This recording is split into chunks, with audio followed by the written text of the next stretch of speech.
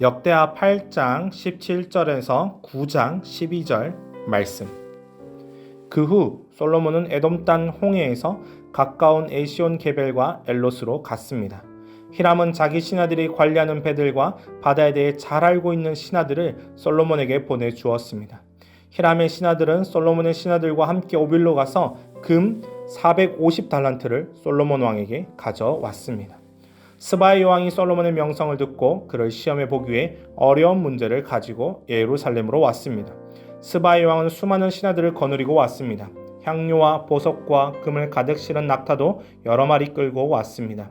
스바의 여왕은 솔로몬에게 와서 마음속에 있는 모든 생각을 솔로몬과 더불어 이야기했습니다. 솔로몬은 여왕의 질문에 빠짐없이 대답해 주었습니다. 설명해 주기 어려운 문제는 하나도 없었습니다. 스바의 여왕은 솔로몬이 매우 지혜롭다는 것을 깨달았습니다. 여왕은 솔로몬이 지은 왕궁과 솔로몬의 식탁 위에 놓인 음식, 솔로몬의 신하들과 왕궁 관리들, 그리고 그들이 차려입은 옷과 식탁에서 시중 도는 종들의 모습, 여호와의 성전에 올라가는 계단을 보고 너무나 놀랐습니다. 여왕이 솔로몬 왕에게 말했습니다. 내 나라에서 들은 왕의 업적과 지혜에 대한 소문이 사실이군요.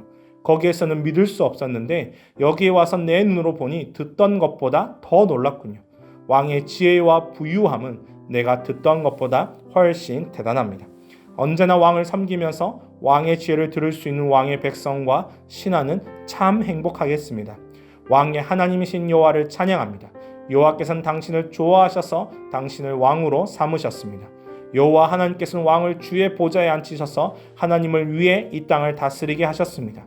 왕의 하나님께서는 이스라엘을 사랑하시고 영원히 이스라엘을 도우실 것입니다. 그래서 왕을 보좌에 앉히셔서 율법과 질서를 지키게 하고 공평하게 다스리도록 하셨습니다. 스바의 여왕은 솔로몬에게 금 120달란트와 많은 향료와 보석을 주었습니다. 그때부터 지금까지 스바의 여왕처럼 많은 향료를 가져온 사람은 없었습니다. 히람의 신하들과 솔로몬의 신하들은 오빌에서 금을 가져왔고 그 밖에도 백단목과 보석을 가져왔습니다. 솔로몬 왕은 백단목을 여호와의 성전과 왕궁의 계단을 만드는 데에 썼습니다. 그리고 음악가들이 쓸 수금과 비파를 만드는 데도 썼습니다. 지금까지도 유다에서는 그렇게 좋은 백단목을 본 사람이 없습니다.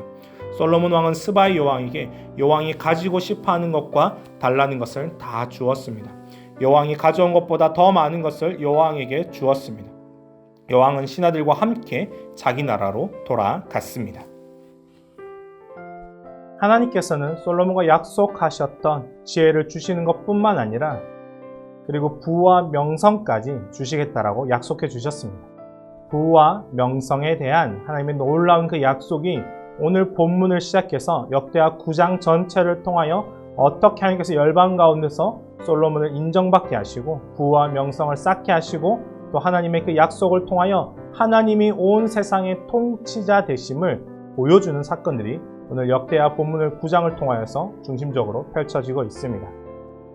솔로몬은 성전 건축에 대해 하나님께 순종했습니다. 그리고 그 찬양은 실제적으로 자신을 다스리시고 자신을 통해서 일하시는 하나님을 향한 찬양으로 기록되어져 있습니다. 오늘 본문에서 굉장히 중요한 구절은 8절 말씀입니다. 이 8절 말씀을 우리가 함께 잘 살펴보면 좋을 것 같습니다. 역대하 9장 전체를 통하여서 하나님께서는 솔로몬의 지혜는 스바 여왕이 또 인정하고 또 입증하는 것으로 드러나게 하셨습니다. 또한 부의 선물에 대해서 하나님께서 주셨다라는 것에서 입증하게 하셨습니다. 또한 명예 또한 그렇게 자주 인정받는 것이 아니더라 할지라도 솔로몬의 그 명성을 통하여서 온 열방 가운데 솔로몬으로 하여금 그 부와 명예를 얻게 되는 놀라운 은혜를 허락하셨다는 것을 볼 수 있습니다. 하나님께서는 그렇게 솔로몬을 이스라엘 왕위에 두는 대신 하나님이 그 자리에 솔로몬을 올리셨고 하나님이 그 왕을 세우셨음을 그리고 하나님께서 지혜와 부와 명예를 모두 다 주신 분임을 알게 하셨습니다. 그래서 굉장히 중요한 이 역대하 전체를 통하여서 열왕기 상하뿐만 아니라 굉장히 중요한 두 가지의 표현들이 있는데요. 그것이 바로 영원히와 견고하게 하시려고입니다.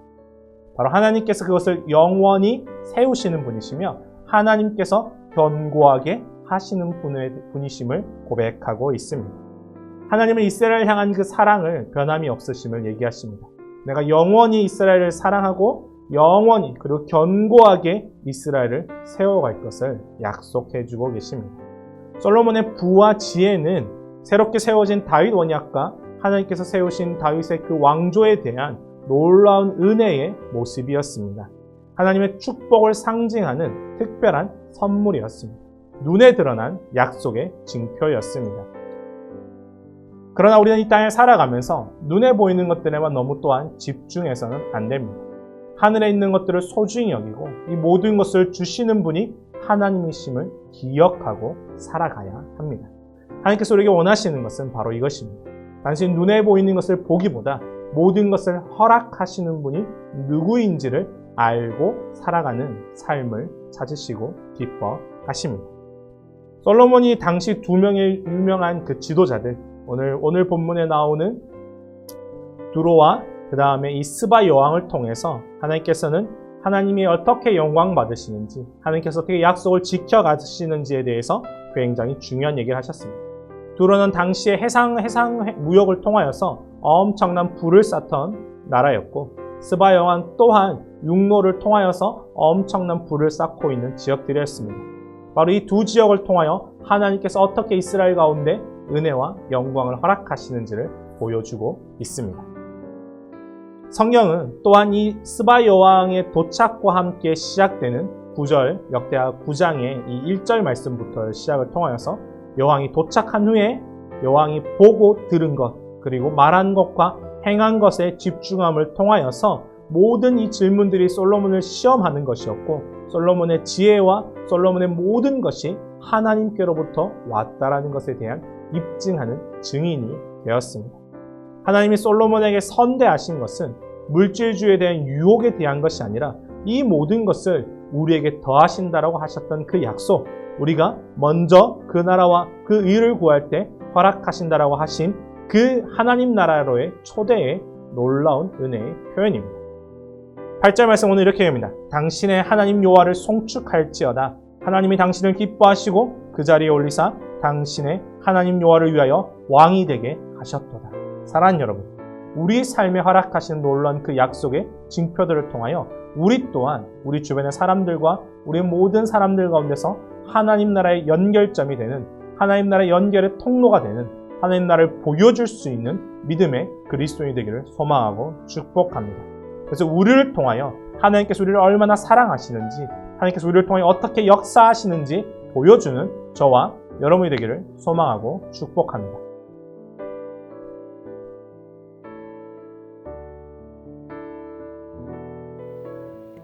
오늘 본문이 잘 이해되셨나요? 말씀을 천천히 다시 묵상해 보시고 질문에 대답해 보아요. 첫 번째, 본문에서 하나님은 어떤 분이신가요? 제목을 정하듯 한 문장으로 정리해 보세요. 두 번째, 느낀 점을 적어 봅시다. 본문에서 느낀 점을 자유롭게 적어주세요. 세 번째, 적용을 구체적으로 해봅시다. 다짐이 아니라 실천 가능한 삶의 적용을 구체적으로 적어보세요. 네 번째, 기도 제목을 적고 기도해요. 묵상을 통해 삶의 변화를 위한 기도 제목을 적어보세요. 오늘도 말씀과 함께 하루를 시작하고 마무리하는 말씀의 세대가 되어요. 예수로 차지 10미닛이었습니다. 감사합니다.